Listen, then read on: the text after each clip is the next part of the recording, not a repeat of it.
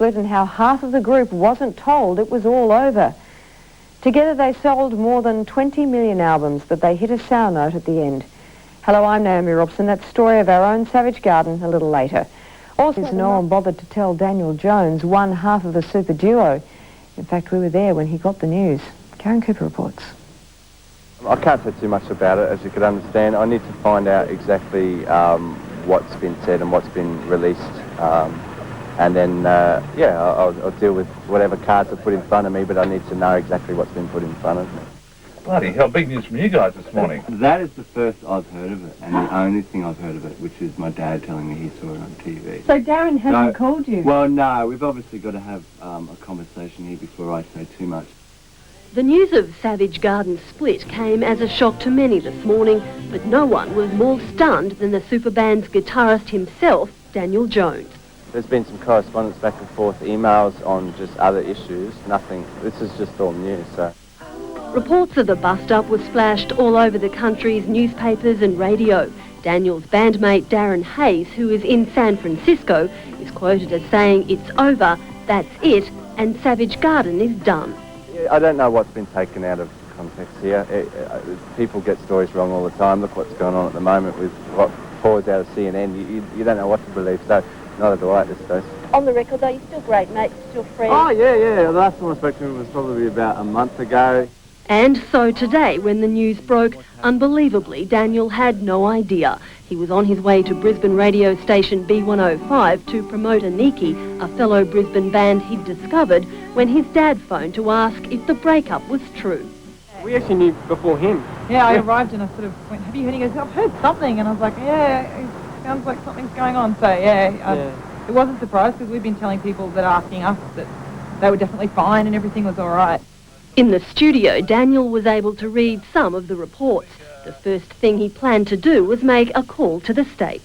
I've got to find out exactly what's going on, otherwise I've got to go back on the dole, James. Of course, that's unlikely.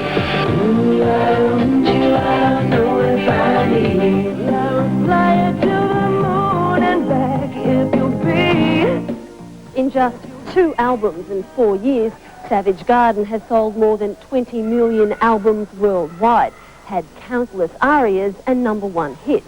And as far as Daniel Jones was concerned, the band was just on a break. The plan was to regroup to work on another. Well, that was initially the plan, was to take some time out to actually do some of our own things, because, we both had other interests in other areas. That was where I thought it was. Affirmation of the split, though, came later in the day.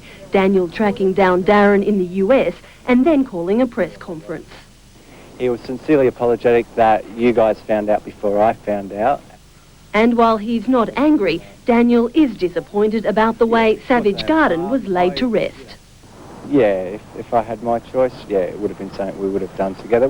He and Darren had been together since they were teenagers. The boys from Brisbane who started their careers in a garage would go on to become international superstars.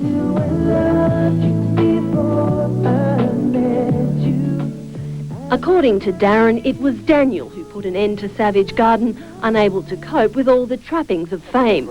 It was no secret Daniel wasn't comfortable in the spotlight, even back in the early days of their phenomenal success.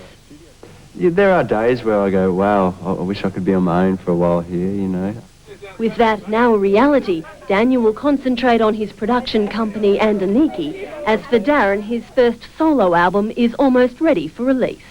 Keep working hard until it stops, then maybe we'll breathe a sigh of relief. It was an awesome experience, and it is a little sad to see it sort of go, but it was,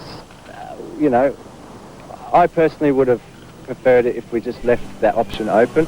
That is the first I've heard of it, and the only thing I've heard of it. So Darren hasn't called you? Well, no, we've obviously got to have a conversation here before I say too much.